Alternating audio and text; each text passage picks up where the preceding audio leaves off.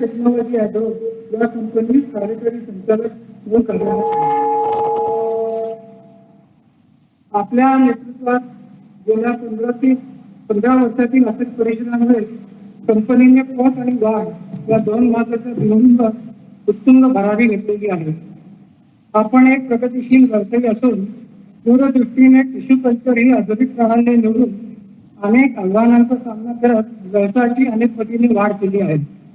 ही उंची गाठण्यासाठी आपल्याला असणारा कार्यक्षेत्रातील अनुभव, विपणनाची जाण आणि शेती तंत्रज्ञानाचे उत्तम ज्ञान या गोष्टी कारणीभूत आहेत. महाराष्ट्रात सर्व गावी आपल्या शाखा असून शेतकऱ्यांच्या फायद्यासाठी आपण वैज्ञानिक संशोधन आपल्या शेती तंत्रज्ञान या मासिकातून वेळोवेळी प्रसिद्ध करता आणि गावोगावी शेतकऱ्यांचे संवादही संघटित करतात. धन्यवाद.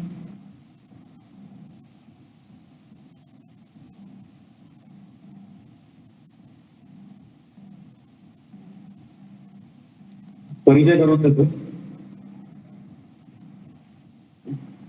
दिलीप नारायण परब बालपणापासून स्वयंसेवक आहे. संघदृष्ट्या प्रथम वर्ष शिक्षित आहे. सध्या बाणेर येथे राहतात. खाजगी कंपनीतून निवृत्त झालेले आहेत. संघाच्या विविध जबाबदाऱ्या सांभाळल्या आहेत आणि सध्या विद्यापीठ भाग माननीय संघचालक असं दायित्व आहे. मी दिलीपजींना विनंती करतो की त्यांनी प्रमुख पाहुण्यांचं स्वागत करावं.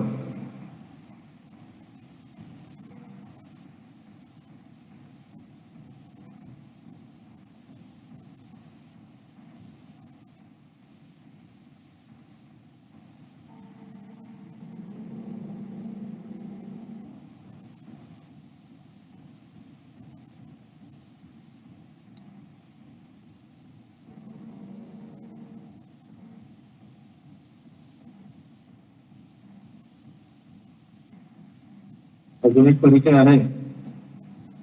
संजय अरविंद भंडारे लहानपणापासून स्वयंसेवक आहे. संघदृष्ट्या द्वितीय वर्ष शिक्षित आहेत. संघाच्या विविध जबाबदाऱ्या सांभाळलेले आहेत. सध्या पुणे महानगर बाल विभाग प्रमुख असं त्यांच्याकडे दायित्व आहे. आजचे आपले प्रमुख वक्ते श्री सचिन जयंत कुलकर्णी.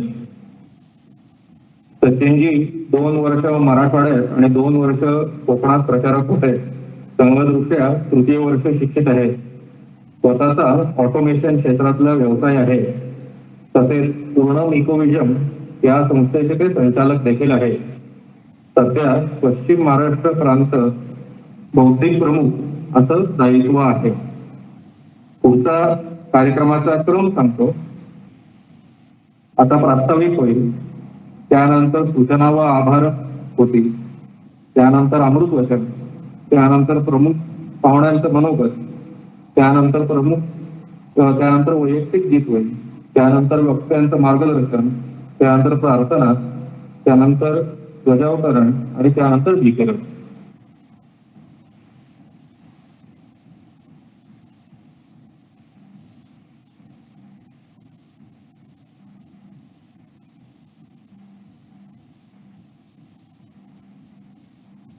परम पवित्र भगवान ध्वज. आजच्या आपल्या कार्यक्रमाचे सन्माननीय अतिथी डॉक्टर बावस्कर, आपल्या विद्यापीठ भागाचे संघचालक माननीय श्री दिलीपरावजी परब, या ठिकाणी प्रत्यक्ष कार्यक्रमामध्ये उपस्थित असलेले स्वयंसेवक बंधूंनो आणि याशिवाय आपापल्या घरामधून या कार्यक्रमाला उपस्थित असणारे सर्व स्वयंसेवक माता, बंधू आणि भगिनी. आपल्या विद्यापीठ भागाचा शस्त्रपूजनाचा उत्सव आज या ठिकाणी संपन्न होत आहे. आपल्या सगळ्यांना कल्पना आहे की पुणे महानगरामध्ये एकूण 9 भाग आहेत, जे 9 जिल्हे आहेत पुणे महानगराचे, आणि त्याच्यामधला विद्यापीठ हा एक भाग आहे. विद्यापीठ भागामध्ये एकूण 7 नगरं असून विद्यापीठ भागाचा भौगोलिक विस्तार हा पुलाची वाडीपासून इकडे खडके अमिनिशन गट्टूच्या शेवटचा टोक आणि कामगार पुतळ्यापासून नांदण असा पसरलेला आहे. याच्यामध्ये शिवाजीनगर, गोखलेनगर, पाषाण, बाणेर, बालेवाडी, औंध, विद्यापीठ आणि बोपोडी अशा 7 नगरांच्या मधून हे आपण आपलं काम चालू आहे. या 7 नगरांच्या मध्ये आपले एकूण 65 संकल्पित एकक आहेत. त्याच्यामध्ये दैनंदिन भरणाऱ्या शाखा, साप्ताहिक, जिल्हा असं चालू असून प्रौढ, तरुण, व्यावसायिक, महाविद्यालयीन, बाल आणि शिक्षण अशा 5 गटामध्ये आपलं काम विभागलेलं आहे. विद्यापीठ भागामधलं काम हे अतिशय जुनं असून या ठिकाणी संघटना हे चांगल्या प्रकारे रुजलेलं आहे. आणि आपल्या सगळ्यांचीच आत्ता अडचण अशी झालेली आहे की, म्हणजे मला देखील माहिती आहे की आतापर्यंतच्या काळामध्ये दैनंदिन शाखा भरलेली नाही, असं कधी झालं नाही. परंतु या कोरोनाच्या या संकटामुळे पहिल्यांदाच आपल्यावरती अशी वेळ आली की आपण दैनंदिन शाखा मैदानावरती जाऊन भरू शकलो नाही. आणि आपल्या सगळ्यांना कल्पना आहे की संघाची शाखा, संघाचे स्वयंसेवक हे कुठेही थांबत नाही. तर या परिस्थितीमध्ये सरकारने जे काय नियम तयार केले त्यानुसार प्रत्यक्ष मैदानावरती येऊन आपण खेळ खेळू शकत नसलो आणि काहीतरी करू शकत नसतो, ते देखील गुगल मीटच्या माध्यमातून, झूमच्या माध्यमातून आपल्या दैनंदिन शाखा या सगळीकडे चालू आहेत आणि कुठेही संघटाने थांबलेलं नाहीये. साधारणपणे 22-23 मार्चच्या सुमारास कोरोनाचं संकट जसं गडद व्हायला लागलं तसं सरकारने एक एक गोष्टीवरती त्यांनी बंधन आणायला सुरुवात केली, लोकांच्या फिरण्यावरती आणि या सर्व ह्याच्यावरती. आणि जे सर्वसामान्य नागरिक आहेत त्या नागरिकांना काही गोष्टींचे हे जाणवायला लागलं की रेशनच्या दुकानामध्ये रेशन मिळत नव्हतं. सर्व दुकानांच्या वरती सरकारने बंदी घातली त्या ठिकाणी प्रसार वाढू नये म्हणून. आणि अशा काळामध्ये संघाचे पैसे कुठेही मागे नव्हते. म्हणजे आपण पद्यामध्ये म्हणतो तर ते फक्त पद्यात म्हणत नाही तर ते प्रत्यक्ष करून देखील दाखवतो.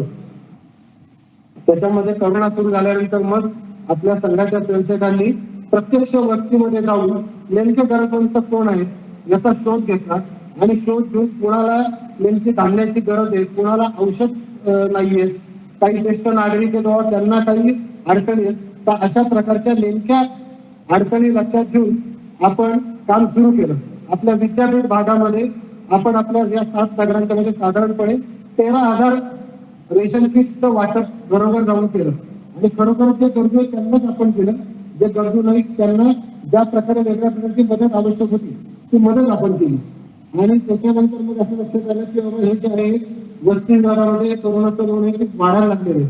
वाढायला लागल्यानंतर मग आपण स्क्रीनिंगचं काम प्रत्यक्ष सुरू केलं. प्रत्यक्ष सेवा वस्तीमध्ये जाऊन त्या ठिकाणी लोकांचं टेम्परेचर घेणं, त्यांचं ऑक्सिजन लेवल चेक करणं, त्यांना अन्य काय आजार आहेत ते हे बघणं, ते हे काम सुरू झालं.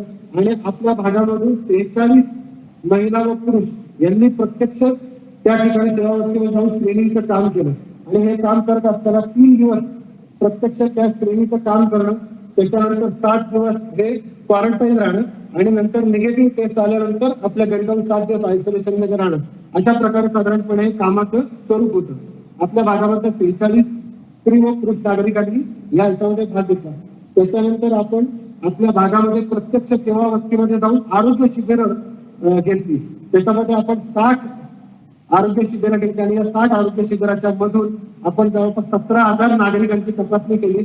त्यांना औषधं दिली, त्यांची ऑक्सिजन लेवल चेक केली, त्यांचं टेम्परेचर चेक केलं, त्यांच्या अन्य आजारावरती आपण हे केलं, उपाययोजना केली. याच्यामध्ये आपल्याबरोबर डॉक्टर, आपले स्वयंसेवक, त्या ठिकाणी असणारे अनेक गणपती मंडळ, काही बौद्ध संघ आणि काही तरुण मंडळी असे सगळेजण आपल्याला याच्यामध्ये सगळ्यांनी सहभाग दिलेला होता. याच्यानंतर आपण समर्थ भारत पुनर्बांधणी अभियान या अभियानानंतर 5 आयामांच्यावरती काम सुरू केलं. त्याच्यामध्ये समुपदेशन होतं, शिक्षण, स्वयंरोजगार आणि स्किल डेव्हलपमेंट अशा प्रकारचं हे आणि आरोग्य अशा 5 याच्यावरती आपण आयामांचे काम सुरू केलं. आणि आपल्या भागामधून जो आपण स्वयंरोजगाराचा जो मेळावा जो झालेला होता त्याच्यामध्ये जवळपास 20 जणांना नोकरी लागलेली. त्याचप्रमाणे स्किल डेव्हलपमेंटचं आपण अनेक संस्थांची सामंजस्याने हे करून आपल्या भागामधल्या जवळपास 60 ते 70 ज्यांना काही ना काहीतरी कुठल्या तरी याच्यामध्ये स्किल डेव्हलप करायचं आहे आणि त्याच्यात स्वतःचा व्यवसाय सुरू करायचा त्यांना आपण ती व्यवस्था करून दिली. त्याच्यानंतर आपल्या भागामध्ये उद्यापासून 7 ई अभ्यासिका सुरू होते. ही अभ्यासिका म्हणजे त्या ठिकाणी आपण एक कॉम्प्युटर हे करणार आहे आणि बायजूच्या याच्यामध्ये सॉफ्टवेअर त्यांनी ते डेव्हलप केलेलं आहे. तर सॉफ्टवेअर त्या कॉम्प्युटरमध्ये लोड केलेला असेल आणि त्या ठिकाणी त्या विद्यार्थ्यांचा हा अभ्यास घेतला जाईल. म्हणजे कुठल्याही प्रकारे कुठलाही आपल्या भागामधला विद्यार्थी हा शिक्षणापासून वंचित राहू नये अशा प्रकारचं आपण समर्थ भारत पुनर्बांधणीच्या याच्यामध्ये काम सुरू केलेलं आहे. आपण नेहमी म्हणतो की पद्यामध्ये की भारताच्या महाराजा सारे मिळून उडूया हाती शक्य पायी गती हृदय भक्ती जागवूया. तर अशा प्रकारे आपण सगळ्यांनी म्हणून सर्व संस्थेसाठी हे काम समाजामध्ये जाऊन करताना कुठलाही जाती भेद पंथ धर्म असं कुठलाही विचार न करता जो खरोखरच जो गरजू आहे जो गरज म्हणते त्याची गरज लक्षात घेऊन त्याला मदत करण्याचं आपण काम केलेलं आहे. त्याचप्रमाणे भोसलेनगर आणि मॉडेल कॉलनी या परिसरामध्ये अनेक ज्येष्ठ नागरिक आहेत आणि ते नागरिकांचे कसे की त्यांची मुलं ही अन्य बाहेर राहतात, काही जणांची मुलं परदेशात आहेत, तर त्यांच्याकडे आपण एक सामंजस्य ग्रुप म्हणून तयार करून त्या माध्यमातून त्या ज्येष्ठ नागरिकांच्या कुठल्या गरजा आहेत, त्यांना औषध नाहीये तर मग त्यांना औषध घेऊन देणं, त्यांचं फोनवरनं संबोधन करणं, त्यांना फोनवरनं मार्गदर्शन करणं, त्यांना रेशन त्या धान्य नसेल तर ते घेऊन देणं, अशा प्रकारचं आपण काम या कालावधीमध्ये केलेलं आहे. आणि अशा प्रकारचं कुठलंही संकट येऊ द्या, या संकटामध्ये संघात असेल हा कधीही मागे नसतो हे आपण या याच्यामधून दाखवून दिलेलं आहे. आजच्या या कार्यक्रमाला आपले जे प्रमुख होते ते पावसामध्ये काही त्यांना येण्यामध्ये अडचण निर्माण झाल्यामुळे ते रस्त्यात अडकलेले, परंतु ते आपल्याला ऑनलाईन या ठिकाणी जॉईन झालेले आहेत. त्यांचं ऑनलाईन हे बोलणं आपण ऐकू शकणार आहोत. आजच्या कार्यक्रमाकरता माऊली मंगल कार्यालयाचे मुलकुटे साहेब यांनी आपल्याला हे कार्यालय उपलब्ध करून दिलं, त्याबद्दल विद्यापीठ भागातर्फे मी त्यांचा आभार मानतो. त्याचप्रमाणे भुमकर साहेबांनी या ठिकाणी स्टेज आणि ध्वनीची जी व्यवस्था करून दिली त्याबद्दल मी त्यांचाही आभारी आहे. धन्यवाद.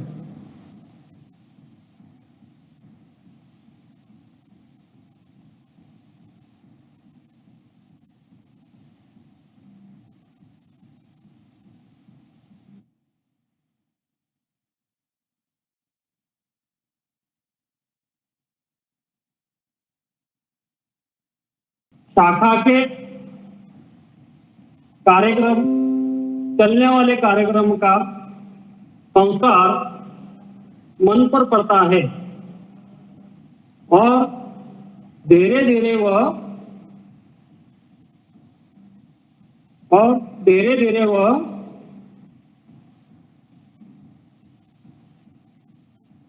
स्वभाव बन जाता है। ठीक ठीक कार्यक्रम करने से उत्साह,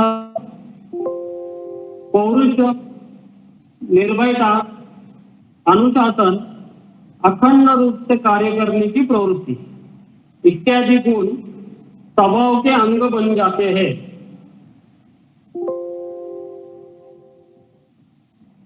विश्व का इतिहास इस बात का साक्षी है कि बड़े से बड़ा काम साधारण से दिखने वालों ने ही किए हैं।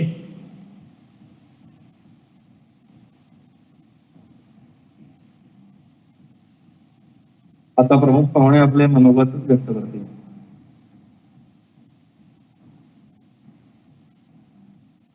धन्यवाद.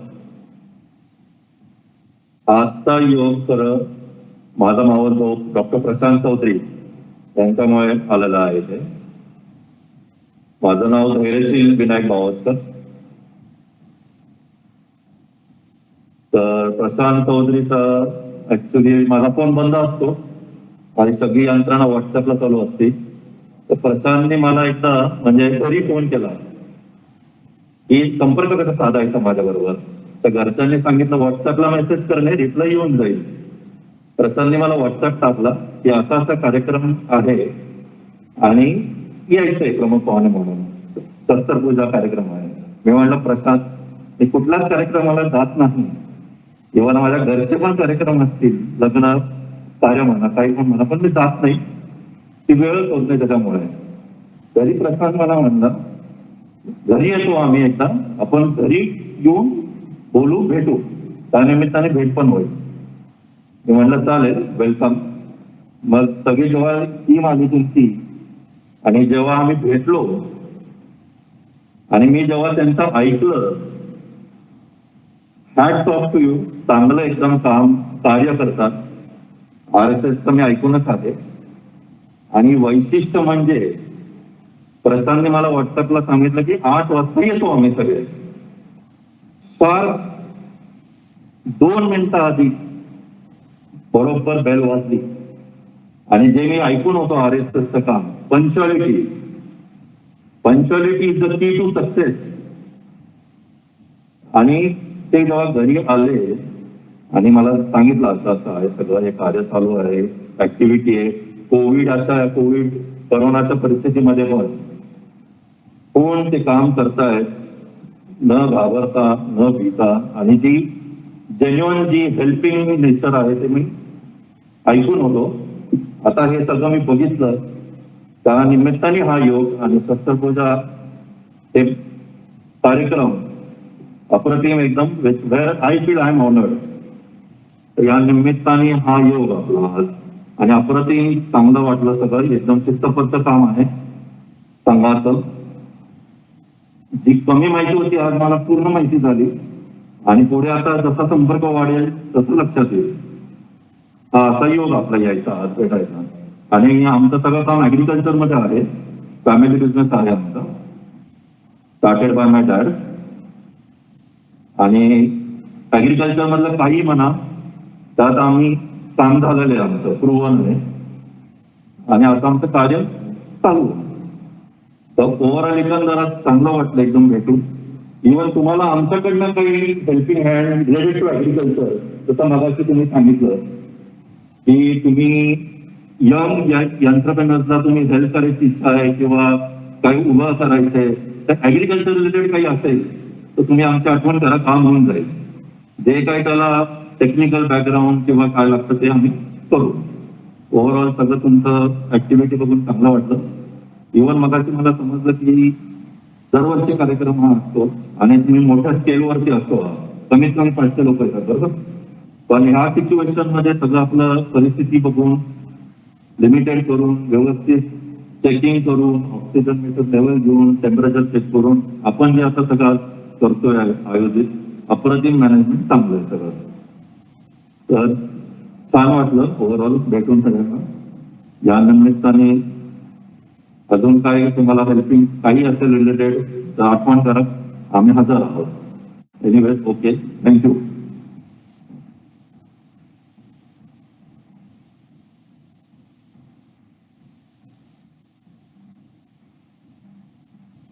आता व्यक्ती स्विच होईल.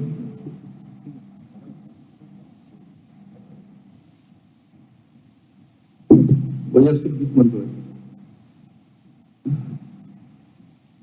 जिस दिन सोया राष्ट्र जगेगा, नित नित पहला सबसे हटेगा. जिस दिन सोया राष्ट्र जगेगा, नित नित पहला सबसे हटेगा. भारत विश्व शांति का गायक, भारत मानवता का नायक, भारत विश्व शांति का गायक, भारत मानवता का नायक. सदियों से था युगों रहेगा, नित नित पहला सबसे हटेगा. जिस दिन सोया राष्ट्र जगेगा, नित नित पहला सबसे हटेगा. स्वर्ण समय आएगा फिर से, नवोत्कर्ष छाएगा फिर से. स्वर्ण समय आएगा फिर से, नवोत्कर्ष छाएगा फिर से. झुका हुआ हर शीश उठेगा, नित नित पहला सबसे हटेगा. सामाजिक समरसता होगी, उसमें करुणा ममता होगी. सामाजिक समरसता होगी, उसमें करुणा ममता होगी. ऊंच नीच का भेद हटेगा, निच निच फैला समस हटेगा. जिस दिन सोया राष्ट्र जगेगा, दिश दिश फैला समस हटेगा. वैभवशाली जब हम होंगे, नहीं किसी से हम कम होंगे.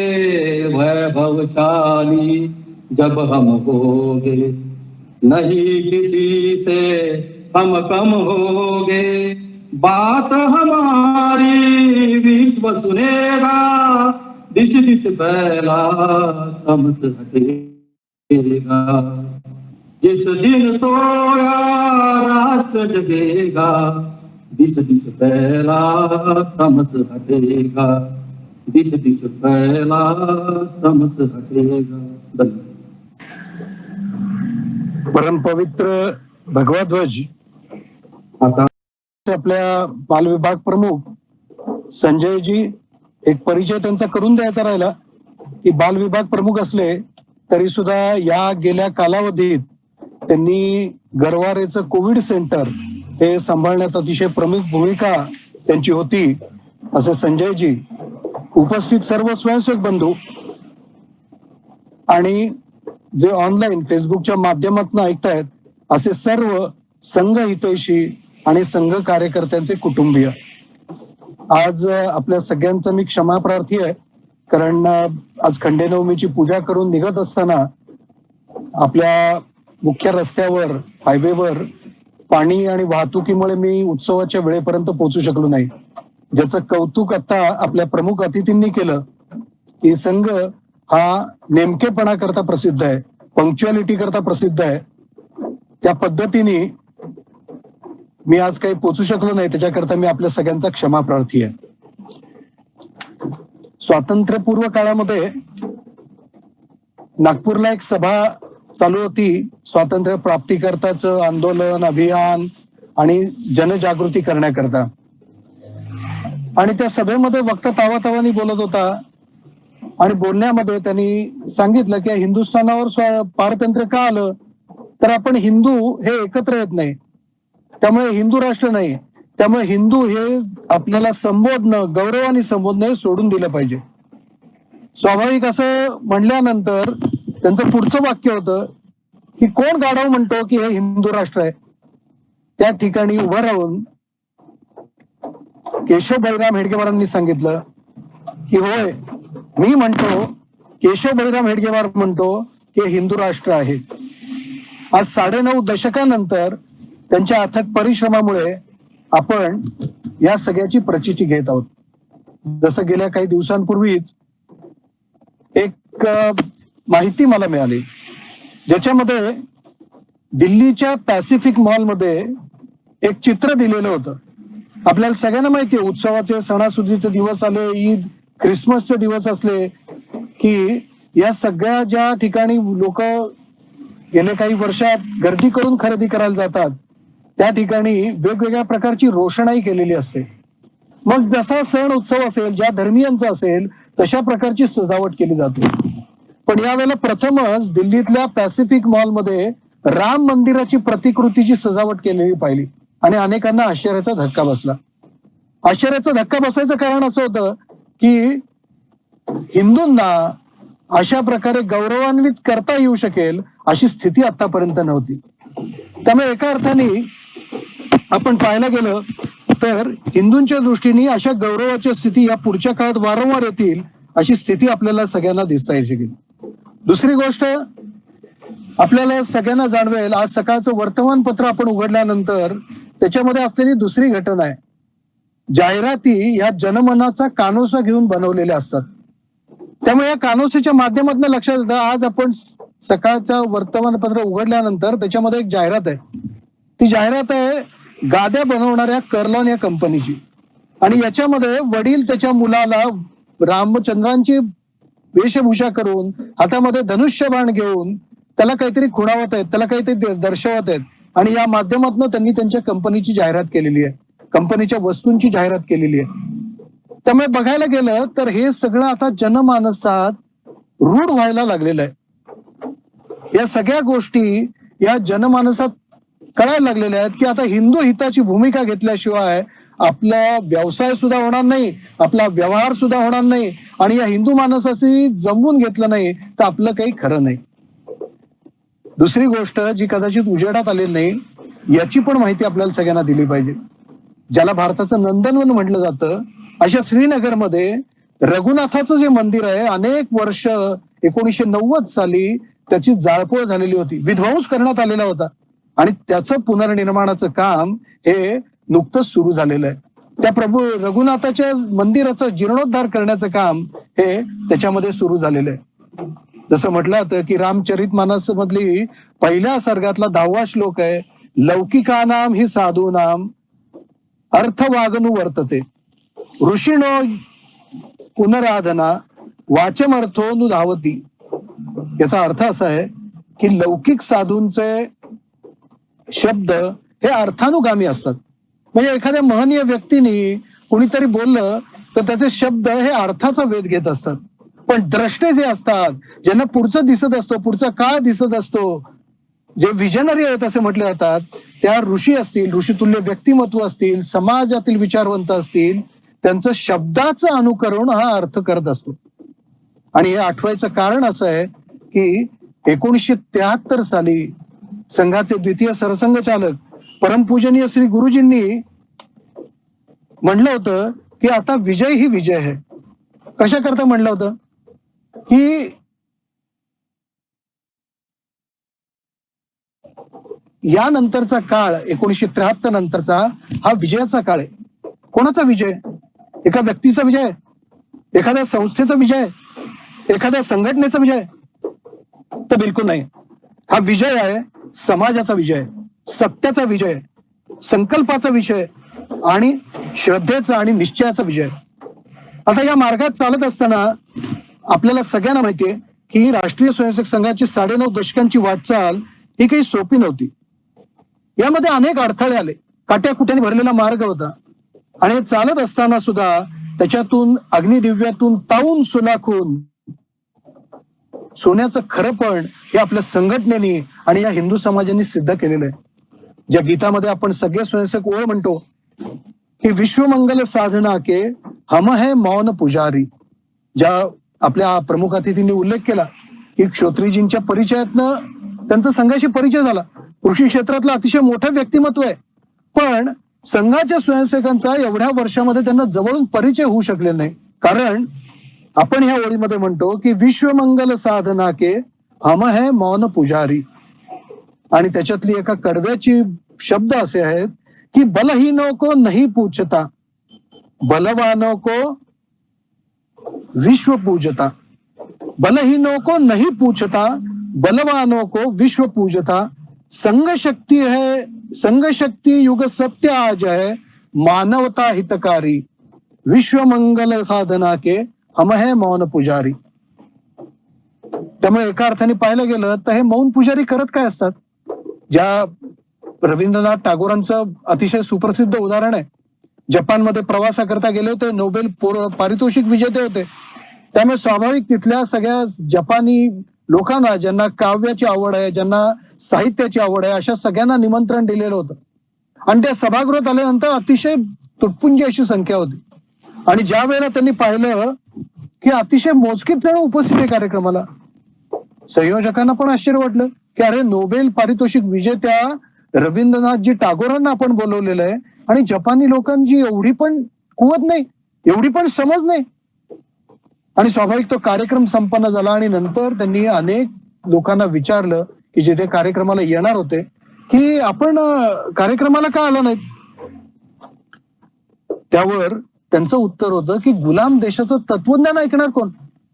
तुमचं तत्वज्ञान भारी आहे, तुमचं साहित्य श्रेष्ठ आहे, पण ते ऐकण्याकरता तुमचं राष्ट्र पहिलं गुलामीतनं बाहेर आलेलं आहे का?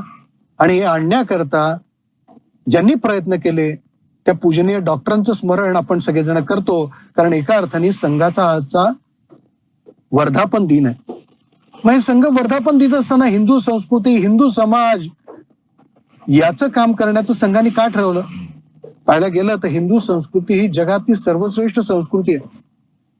आता उदाहरणार्थ घेतलं तर आपली कालगणना, आज आपला अश्विन महिना सुरू आहे आणि नवरात्री या दोन्हीचा प्रारंभ अश्विन शुक्ल प्रतिपदेला होतो.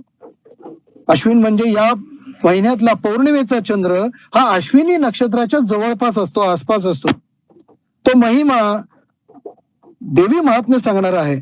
त्यातले पहिले 9 दिवस हे नवरात्रीचे देवी पूजनाचे मुख्य दिवस आहेत. त्यानंतर येणारा दसरा देवीच्या पराक्रमाने सालंकृत झालेला आणि नंतर येणारी कोजागिरी पौर्णिमा आहे. ही तर लक्ष्मीची, तिथे त्या रात्री प्रत्यक्ष लक्ष्मी ही विहार करत असते भगवान शंकरांबरोबर आणि त्यावेळेला ती बघत असते की कोण जागा आहे. लक्ष्मी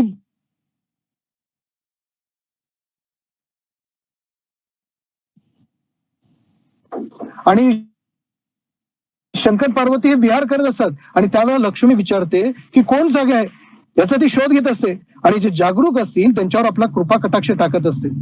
म्हणजे केवळ जागा राहणं म्हणजे झोप न येणं नाही, तर आपल्या हिताच्या करता, आपल्या संरक्षणाच्या करता जागृत असणं, आपल्या उन्नती करता, आपल्या प्रगती करता जागरूक राहणे, हे म्हणजे खरं जागा असणं आहे.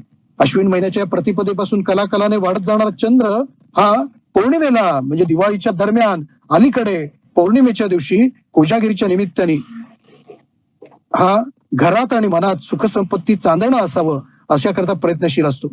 पौर्णिमेनंतर येणारी अश्विन अमावस्या याच्याकरता भारतीयांनी त्यांच्या संस्कृतीत कुठलं स्थान दिलेलं आहे? तर लक्ष्मी पूजनाचं स्थान दिलेलं आहे. अमावस्या आहे ती काही काळी अमावस्या नाही, ती काही अशुभ अमावस्या नाही, तर त्याला प्रत्यक्ष सरस्वती देवीला मान दिलेला आहे, लक्ष्मी देवीला मान दिलेला आहे. आणि त्याचं पूजन हे लक्ष्मीचं या अश्विन अमावस्येला केलं जातं. आणि म्हणून या अश्विन अमावस्येचा नवरात्र प्रारंभापासून अमावस्येपर्यंतच्या काळात विविध प्रकारे देवी पूजन या महिन्यात होत असतं. नवरात्र या नावाने ते ओळखलं जातं. आणि या दिवसाचं महत्व आज आपलं योगायोग असं आहे, आपलं भाग्य असं आहे की आज आपल्याला प्रमुख अतिथी म्हणून सुद्धा कृषी तज्ञ लाभलेले आहेत. ते सुद्धा पुराव्यांनी संशोधनांनी सांगू शकतील की या 9 दिवसामध्ये वनस्पतीची वाढ ही सर्वत्र अतिशय झपाट्याने होते. नुकताच पाऊस पडून गेलेला असतो, वर्षा ऋतू नुसतं संपत आलेला असतो. शरद ऋतूच्या प्रारंभी शारदा प्रसन्न असते, हिरवगार हिरवाईचं शालू ही धरती मा ही नेसलेली असते. असं वातावरण सुखद असते, शांत. या 9 दिवसामध्ये जसं संस्कृत वचन आहे नूतन नूतन पदे पदे, याचा आपण सगळेजण अनुभव घेत असतो. नित्य नूतनाचं सामर्थ्य असलेल्या निसर्ग शक्तीची आळवणी केली जाते आणि या नवरात्रात घट बसवले जातात. त्याच्या बाजूला थोड्याशा मातीमध्ये हे धान्य पेरलं जातं आणि या 9 दिवसात उगवणाऱ्या धान्याची रोपं दसऱ्याच्या दिवशी म्हणजे उद्या सन्मानाने गौरवलं जातं. कुठे आपल्या देहावर नंतर तर कुठं त्याचं पूजन केलं जातं. आणि ज्यांनी जी देवी या विविध रूपात या सर्व चराचरात वावरत असते तिला नित्य नव्या नूतनाची आवड असते. असं हिचं कोमल रूप सत्व रज तम हे 3 गुण तिच्यात एकवटलेले असतात. जसं म्हटलं जातं की इंग्रजीमध्ये शब्द आहे गॉड. गॉड म्हणजे काय? तर गॉड म्हणजे म्हटलं गेलं की जनरेटर, ऑर्गनायझर आणि डिस्ट्रॉयर. आपल्या देवांमध्ये आपल्या संस्कृतीमध्ये त्याला कुठलं स्थान दिलं गेलेलं आहे? तर ब्रह्मा विष्णू महेशचं स्थान दिलं गेलेलं आहे. आणि या ब्रह्मा विष्णूच्या स्थानामध्ये आपल्याला सगळ्यांना माहिती आहे की ब्रह्मदेवाकडे उत्पत्ती, विष्णुदेवाकडे स्थिती म्हणजे सगळ्याचा सांभाळ आणि महादेवाकडे त्याचा लयाचं काम दिलेलं आहे. की प्रत्येक गोष्ट निर्माण होण्याला कधी ना कधीतरी जरा अवस्थेत जाऊन त्याचं मृत्युमुख, त्याचा अवतार कार्य संपणं हे दिलेलंच आहे. पण या सगळ्यांच्या मध्ये देवी मात्र एकटीच निभावून हे सगळं कार्य नेते. महाकाली, महालक्ष्मी, महासरस्वती असं तिचं वर्णन केलं जातं. आणि या सगळ्यामध्ये आपल्याला सगळ्यांना माहिती हा कालखंड कधी येतो? तर हा भाद्रपद महिन्यानंतर अश्विन महिना येतो. आणि या अश्विन महिन्यामध्ये सर्व पितृ अमावस्या येते.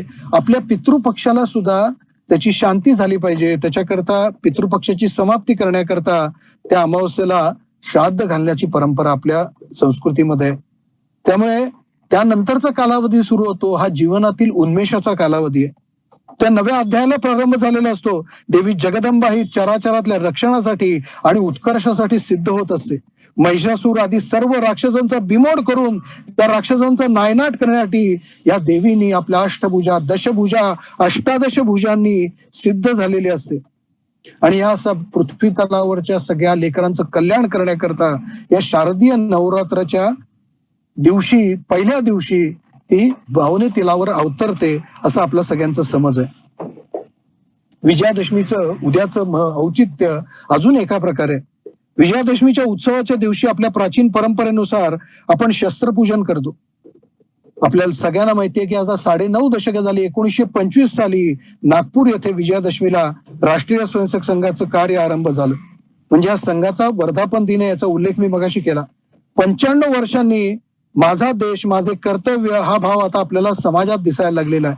समाजसेवा, सेवा कार्याच्या माध्यमातून रामटेकच्या यात्रेमध्ये सर्वात प्रथम संघाच्या स्वयंसेवकांनी सेवा करण्याकरता, ती यात्रा सुचारू रूप चालण्याकरता, त्या यात्रेतील व्यवस्था व्यवस्थित लागण्याकरता, गडबड गोंधळ हे सगळं टाळण्याकरता संघाच्या स्वयंसेवकांनी भाग घेतला आणि ती यात्रा यशस्वी करून दाखवली, त्याचं व्यवस्थापन यशस्वी करून दाखवली.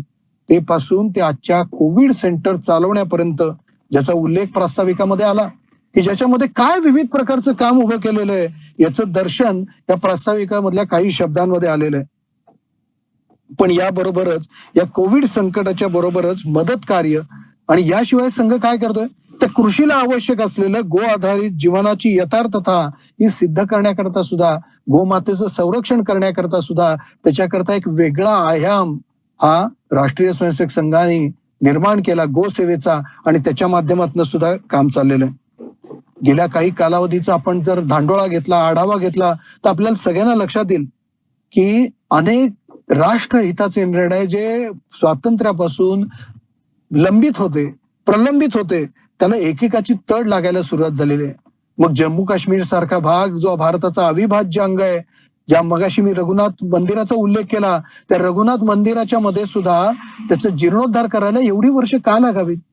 आपल्याला सगळ्यांना वाटणारा प्रश्न आहे. कारण त्याला कारण होतं 370 कलम, 35 कलम, आणि सुदैवाने या वर्षाच्या सुरुवातीलाच हे कलम रद्द करून या समाजाने जी स्वाभाविक त्याची इच्छा होती त्याला बलिष्ठ करण्याचं काम या प्रकारच्या लोकशाही पद्धतीने केलंय.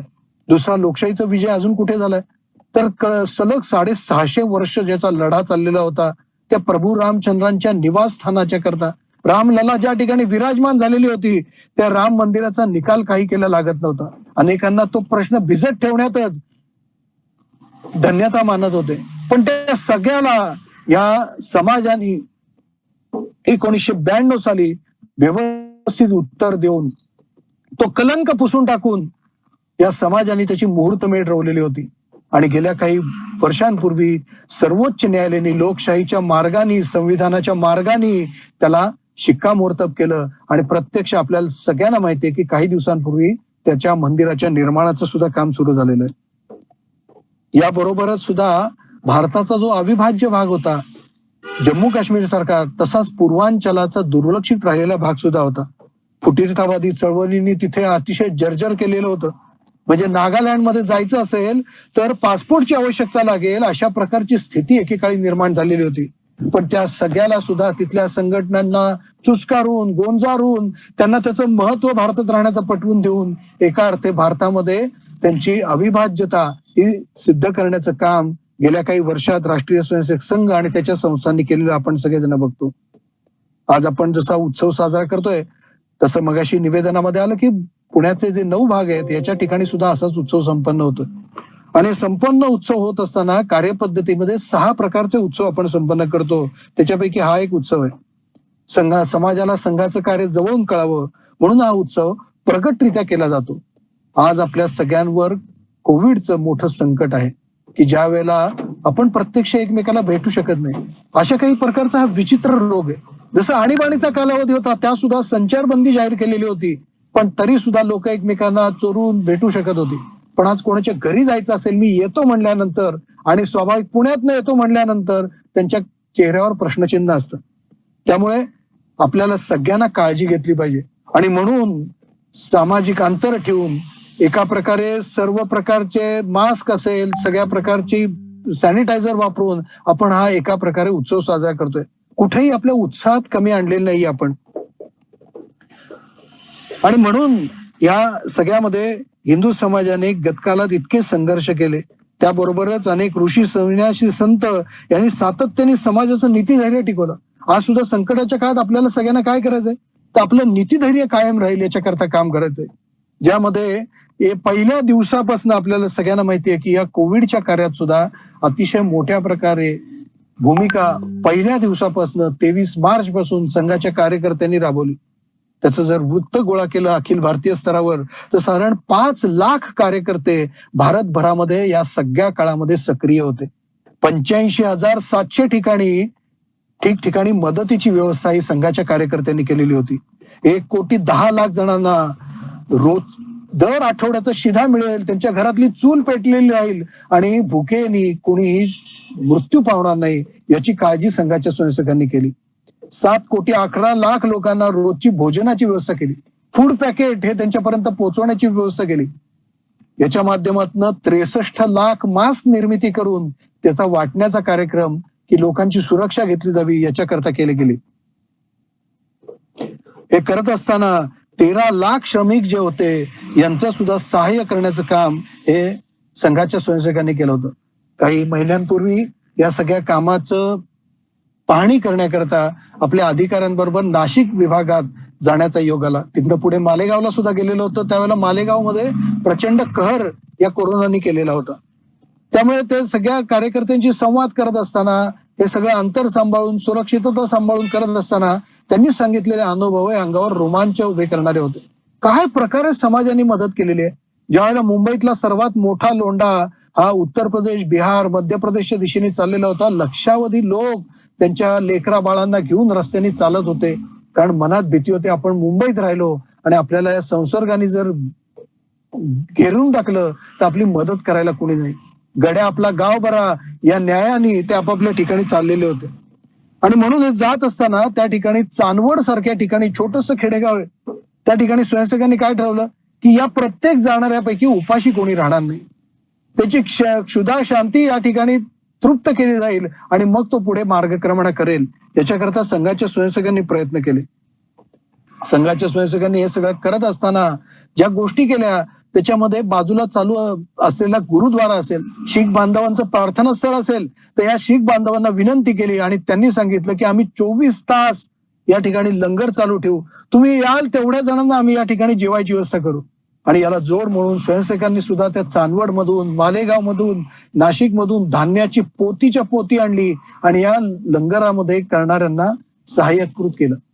हे ऐकून तिथले एक अगरवाल नावाचे व्यापारी होते, ते कोणी संघाचे स्वयंसेवक नव्हते, पण त्यांना सुद्धा या मदतीचं महत्व जाणवलं आणि जाणाऱ्यांमधल्या पावलांच्या चालून चालून होणाऱ्या झिजेनी, तुटलेल्या वाहना पाहून त्यांचं हृदय लावलं आणि त्यांनी विनंती केली की मला काहीतरी मदत करायची इच्छा आहे. आणि मदत करायची इच्छा आहे म्हणल्यानंतर स्वाभाविकपणे त्या ठिकाणी एक ट्रकभर चपलांचं वाटप या अगरवाल नावाच्या समाजसेवकांनी केलं. केवळ संघाच्या स्वयंसेवकांनी त्यांना विनंती केली आणि त्या ठिकाणी त्यांनी या चपलांचं वाटप केलं. अनेक जे अनवाणी उन्हामध्ये वाटचाल करत होते या सगळ्यांना थोडा त्या ठिकाणी निवांतपणा आला. त्यांची त्रास वेदना कमी करण्याचा प्रयत्न हा तिथल्या कार्यकर्त्यांनी केला. आणि म्हणून या सगळ्यामध्ये बघत असताना काय काय प्रकारची कामं केलीत, ज्या आकडेवारीचा मी उल्लेख केला त्याच्यामध्ये 40,000 ठिकाणी रक्तदान हे या कालावधीत, या संकटाच्या कालावधीत केलं. आजही अनेक जण मध्ये मागच्या आठवड्यात जनकल्याण रक्तपेढीत जाण्याचा योग आला. दर दिवशी त्यांना साधारण 40च्या वर फोन प्रत्येक रक्तपेढीच्या कार्यकर्त्याला येत आहेत. ते त्यांना अटेंड करतायत, त्यांना फोन करतायत. त्या कोविड बाधित होऊन गेल्यानंतर असतील तर त्यांचं प्लाझ्मा रक्त हे गोळा करण्याचं काम करतायत. आणि हे गोळा करत असताना समाज हिताची भावना ही सगळ्यांच्या मनामध्ये डोकावते. त्यामुळे आपण सगळ्यांनी पाहिल्यानंतर या विजुगिशू वृत्तीतनं ही समाजाची जी, जसं म्हटलं तर फिनिक्स पक्षाचं उदाहरण दिलं जातं. फिनिक्स पक्षी काय करतो तर फिनिक्स पक्षी ह्या सगळ्या राखेतून सुद्धा उभा राहिला असं त्याच्या प्रकारचं वर्णन केलं जातं. आपल्या हिंदू समाजाचं सुद्धा असंच आहे. जसं म्हटलं जातं की हिंदू समाजाचं वर्णन कसं केलं जातं तर यूनान मिस्र रोमा मिट गए जहां से लेकिन कुछ बात है कि हस्ती मिटती नहीं हमारी, असं इक्बाल नावाचा कवी म्हणून गेलेला आहे. काय म्हणून गेलेला आहे कारण जगामध्ये एवढा मोठा प्रचंड कालावधीमध्ये अनेक प्रकारच्या संस्कृती निर्माण झाल्या आणि त्या कालावधीमध्ये काळाच्या ओघामध्ये नष्ट सुद्धा झाल्या. पण लक्षावधी वर्ष झाली ही परंपरा चालत असलेली हिंदू समाजाची परंपरा ही त्या अक्षुण्णपणे चालू आहे. हा, चढ उतार मात्र अनुभवले आपण सगळ्यांनी, पण या सगळ्यामध्ये आव्हानं जी आली ती आपला इतिहास विकृत करून टाकण्याची समस्या सुद्धा आपल्या अभिव्यक्तीला भेडसावत होती. गेल्या काही वर्षात संशोधन करून डॉक्टर विठ्ठल शिंदे नावाचे जे पुरातत्व खात्यातल्या डेक्कन कॉलेज सारख्या अतिशय प्रथितीय संस्थेचे कुलगुरू होते, त्यांनी एक वेगळ्या प्रकारचं संशोधन केलं आणि त्यांनी सिद्ध केलं की मोहेंजोदडो, हडप्पा सारखीच आपल्या ठिकाणी राखीगडी नावाची वस्ती होती. पण संशोधन या ठिकाणी थांबलं नाही की जो भ्रामक इतिहास इंग्रजांनी प्रस्तुत करायचा प्रयत्न केला त्या ठिकाणी सुद्धा त्या डॉक्टर शिंदेंनी उदाहरण अनेक संस्थांची मदत करून घेऊन त्या ठिकाणी कार्बन डेटिंग करून हे प्रमुख निष्कर्ष सिद्ध केला की आर्य कुणी बाहेरून आलेले नाहीत. आर्य हे या भरतभूमीवर राहणाऱ्याच लोकांना एक विशेष नामाभिधान आहे. आर्य म्हणजे कोण? जो वाईट नाही तो. आणि या इंग्रजांनी जो भ्रामक इतिहास आपल्यामध्ये प्रस्तुत करायचा प्रयत्न केला होता की आर्य बाहेरून आले, त्यांनी इथल्या द्रविडांना पळवून लावलं, पिटाळून लावलं आणि या देशावर एक छत्री अंमल स्थापित केला. त्या आर्यांचेच आम्ही वंशज आहोत, त्यामुळे आर्य बाहेरून आले, आम्ही इंग्रज सुद्धा बाहेरून आलोय, त्यामुळे तुम्ही आम्हाला विरोध कशाला करताय. त्यामुळे एका प्रकारे भ्रामक समजूत ही त्याच्यामधली काढून टाकण्याचं काम या संशोधनाने सिद्ध झालंय. त्याचं सुद्धा आपण सगळ्यांनी अभ्यास केला पाहिजे, चिंतन केलं पाहिजे आणि ज्यांच्या अशा भ्रामक समजुती आहेत ते दूर करण्याकरता सुद्धा प्रयत्न केला पाहिजे. उत्सवामधली आपली सगळ्यात प्राचीन कल्पना काय? विजयादशमीचा दिवस हा सज्जनांच्या शक्तीचा विजय दिवस आहे. यावेळेला आपल्याला सगळ्यांना माहिती आहे की प्रभू रामचंद्रांनी रावणाचा वध करून अनैतिक राक्षसी राज्याचा नाश केला, तो हा दिवस आहे उद्याचा. ज्या नारी शक्तीचा सन्मान या हिंदू संस्कृतीने केला, त्या सीतेचं अपहरण करणाऱ्या रावणाविरुद्ध प्रभू रामचंद्रांना भयंकर युद्ध करून त्याला नष्ट करायला लागलं, त्या आसुरी प्रवृत्तीला नष्ट करायला लागलं. आणि हे करत असताना बरोबर कोणाला घेतलं होतं? तर सामान्य पण पराक्रमी एकनिष्ठ वानर जातीचं समाजातलं सर्वच सामान्यातल्या सामान्य जनांना संघटित करून समाजातली छात्र शक्ती त्यांनी दुष्ट शक्तीच्या विरोधात उभी केली आणि प्रसंगी समाजाची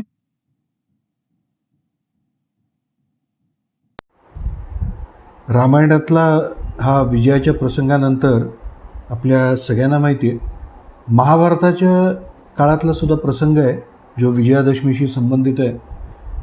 वनवासानंतर अज्ञातवासातला काळ कंठत करणाऱ्या पांडवांना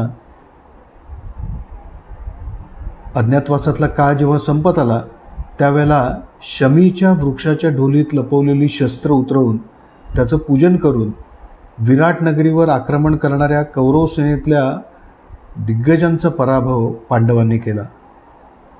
आणि आपण पाहायला गेलं तर पुराणादी काळापासून ह्या दिवसाचं महत्त्व विशेष हिंदूंच्या श्रद्धामध्ये आहे. 3.5 मुहूर्तांपैकी एक मुहूर्त असा असलेला हा एक महत्त्वाचा दिवस आहे. आपल्याला सगळ्यांना माहिती आहे की ह्या रामायण महाभारताच्या काळापासून जी जी युद्ध होत गेली ते अगदी छत्रपती शिवराय पेशव्यांच्या काळातली सुद्धा युद्ध असेल, विजयादशमीला सीमोल्लंघन करण्याची एक मोठी प्रथा ही आपल्या परंपरेने चालत आलेली आहे.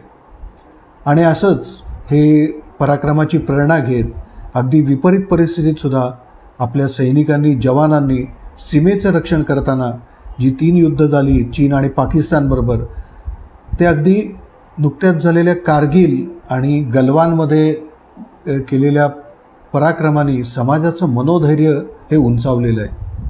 तद्वत कोरोना संकटाला सुद्धा तोंड देताना समाज म्हणून दाखवलेली बांधिलकी आणि या सगळ्याच्या पार्श्वभूमीवर भारताबद्दल जगाच्या वाढलेल्या अपेक्षा हे पूर्ण करत असताना स्वावलंबन आणि स्वत्वच्या जागरणाच्या माध्यमातून आपण सगळेजण आत्मनिर्भरतेकडे मार्गक्रमण करत आहोत. गेल्या काही दिवसातल्या कार्यक्रमात पूजनीय सरसंघचालक मोहनजी भागवत म्हणले होते कि बीज से वृक्ष बनता है लेकिन उसके लिए बीज को मिट्टी में मिल जाना पड़ता है. समर्पण ही बीज की ताकत है. संघ ऐसे लोगों से चलता है जो होते तो है लेकिन दिखते नहीं है. तद्वत समाजाशी एकरूप होऊन समाजाच्या सार्वकालिक आणि तात्कालिक समस्या जाणून घेऊन तशा प्रकारचं नेतृत्व उभं करून त्या सोडवणे यालाच आपल्या पुढच्या काळात प्राधान्यक्रम राहील. राष्ट्रीय स्वयंसेवक संघाकडे संपूर्ण समाज नाही तर अखिल विश्व हे एक आश्वासक दृष्टीने बघते. त्या विश्वासास पात्र ठरण्यास आपण सर्व स्वयंसेवक नक्कीच यशस्वी होऊ या दृढ निश्चयाने आपण सगळेजण कटिबद्ध होऊया. दरवेळेला आपण एक गीत म्हणत असतो, त्या गीताच्या पंक्ती अतिशय समर्पक आहेत.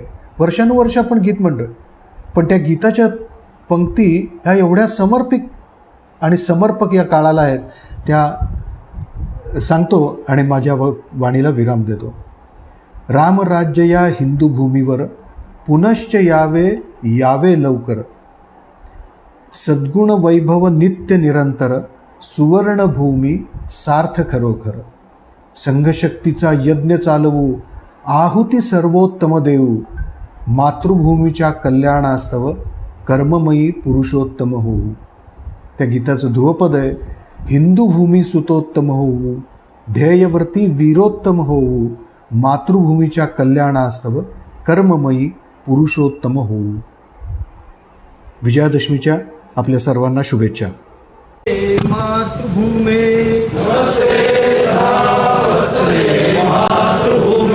त्वया हिंदुभूमे सुखं वर्धितोऽहम्. महामंगले पुण्यभूमे त्वदर्थे.